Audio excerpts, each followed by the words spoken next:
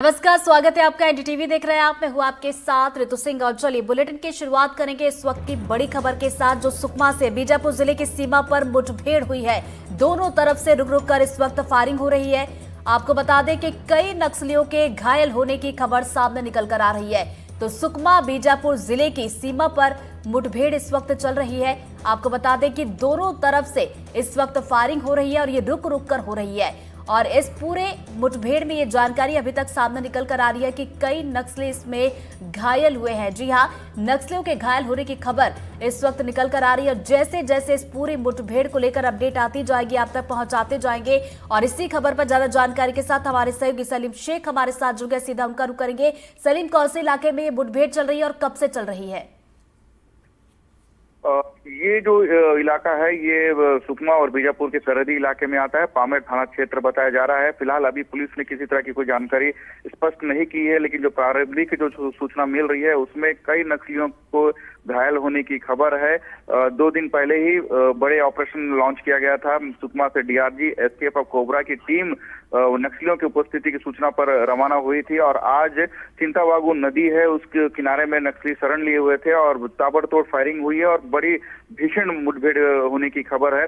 और रुक रुक के फायरिंग हो रही है। बताया जा रहा है कि कई नक्सली घायल हुए और बड़े कैडर के नक्सली जमा हुए थे। 2 दिन पहले बीजापुर के कोटरू में एक आईडी ब्लास्ट हुआ था जिसमें महाराष्ट्र और तेलंगाना के नक्सली जमा हुए थे। उन्होंने इस घटना को अंजाम दिया था। उसी में से एक जत्था बीजापुर और सुकमा के सरहदी इलाकों में शरण लिया हुआ था और जिसकी सूचना पर सुकमा से एक बड़ी टीम रवाना की गई और आज बड़ी सफलता मिली है। नक्सलियों को घेर लिया गया है। ताबड़तोड़ फायरिंग हो रही है और कई नक्सली घायल हो गए हैं इसमें। जी, जैसा कि आपने बताया कि अभी फिलहाल में रुक रुक कर ये फायरिंग हो रही है, कई नक्सलियों के घायल होने की खबर आ रही है। सलीम, देखिए, अब जो एक अपडेट सामने निकल कर आ रही है, ये जानकारी आ रही है, खबर आ रही है कि 3 नक्सली इसमें मारे गए। इसको लेकर आपके पास कोई अपडेटेड जानकारी?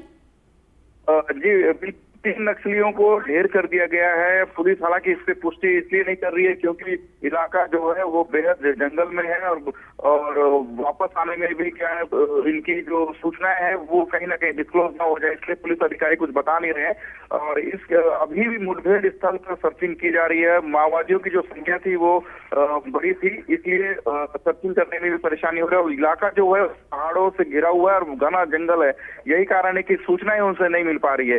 एसपी ने हालांकि इतनी जानकारी दे दी है कि बड़े नक्सलियों को घेर लिया गया है, लेकिन फिलहाल घायल होने की खबर को ही इन्होंने अभी पुष्टि की है। लेकिन जो जानकारी हमें जो पुलिस के सोर्स जो बता रहे हैं उसमें 3 नक्सलियों को मार गिराया गया है और कुछ हथियार भी बरामद कर लिए गए हैं। कितने नक्सलियों की मौजूदगी की जानकारी है सलीम? क्या महिला नक्सली भी है?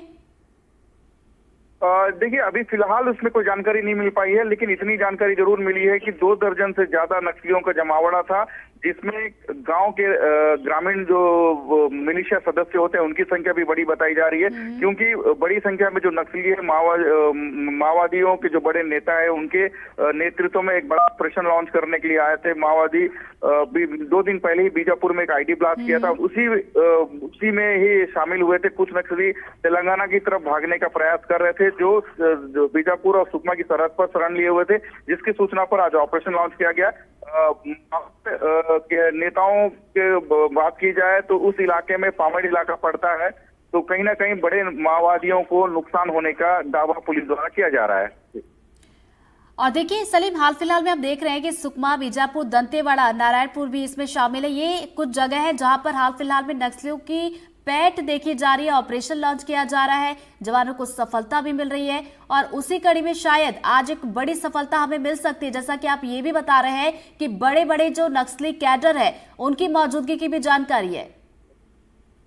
जी बिल्कुल, बड़े नक्सलियों की मौजूदगी की सूचना मिल रही है पुलिस को, बीते कुछ समय से मिल रही थी, जिसके कारण एक बड़ा ऑपरेशन लॉन्च किया गया था। अबूझमाड़ में भी जिस तरह से लगातार उस इलाके को सुरक्षित माना जाता था माओवादियों के लिए, लेकिन बीते 7-8 महीने में माओवादियों को बड़ा नुकसान अबूझमाड़ के जंगलों में मिला था। 30 से ज्यादा नक्सली मारे गए थे, फिर 5 नक्सली मारे गए और बड़े कैडर के नक्सली ही मारे गए हैं और उनसे एक बड़ी संख्या में जो हथियार है, जो आधुनिक हथियार है, वो रिकवर किए गए थे। कहीं ना कहीं माओवादी इस जो नुकसान से उभरने के लिए किसी बड़ी घटना को अंजाम देना चाहते थे, लेकिन इसी कड़ी में उन्होंने एक आईडी ब्लास्ट किया जिसमें से 8 जवान शहीद जरूर हो गए हैं, लेकिन जवानों के हौसले बुलंद नहीं हुए हैं। उनका उत्साह अभी भी बढ़ा हुआ है। अभी भी माओवादियों के गढ़ में घुसकर उन्हें मारने के लिए एक बड़ा ऑपरेशन लॉन्च किया गया था, जिसके कारण आज एक बड़ी सफलता मिलने की संभावना जताई जा रही है। हालांकि पुलिस अभी तक फिलहाल इस पूरे मामले में बताने को तैयार नहीं है, लेकिन पुलिस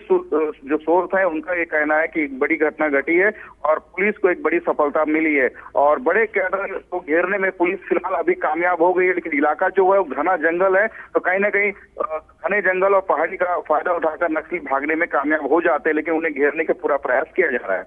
जिस इलाके में मुठभेड़ चल रही है सलीम, ये कैसा इलाका माना जाता है? क्या ये नक्सलियों के लिए सुरक्षित होता है या फिर यहीं पर इनके ठिकाने होते हैं?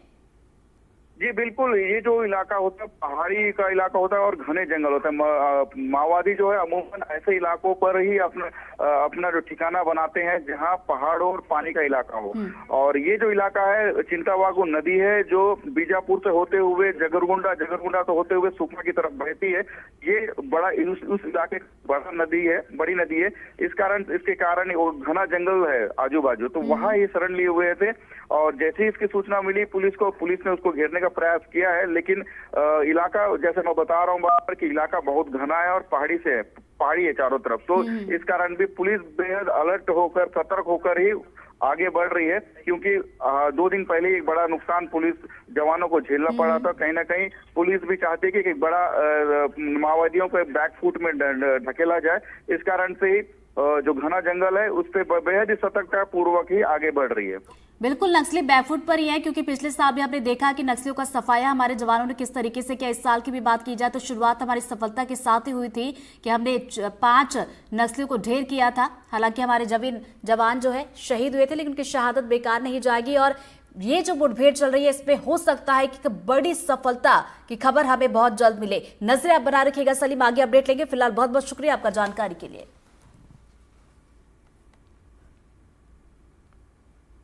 और चलिए अब रुक कर लेते हैं एमपीसीजी 2020 का।